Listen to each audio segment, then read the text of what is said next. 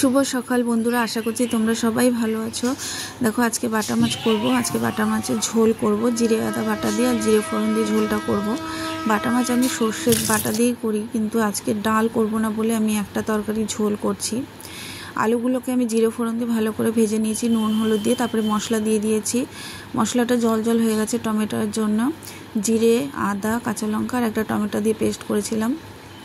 নুন হলুদ দিয়ে আলু ভেজে তারপরে মশলা দিয়ে নিয়ে সামান্য একটু নুন দিয়ে আবার ভালো করে মশলাটাকে ভেজে নিলাম। এই যে মশলা ভাজা হয়ে গেছে আমার। আর এদিকে গরম জল বসিয়েছি, গরম জলটা এবার ঢেলে দেব। দেখো এই যে আমার জল দিয়ে দিয়েছি, এটাকে আমি এবার ঢেকে দেবো। এটা হতে থাকুক। এদিকে আমি চা বসিয়েছি, আমি চাটাকে করে নেব। এদিকে আমি চা বসিয়েছি। দেখো এদিকে আমার আলুটা সেদ্ধ হয়ে গেছে।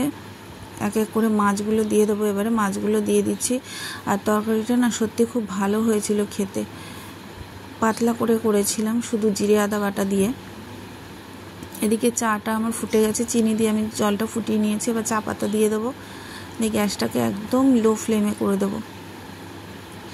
আমার তরকারিটা দেখো রেডি হয়ে গেছে। একটা কাঁচা লঙ্কা দিয়ে দিলাম নামানোর আগে, আর একটা আলু আমি ভেঙে দিচ্ছি।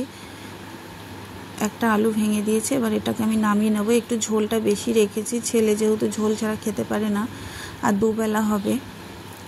আমি নামিয়ে নিচ্ছি।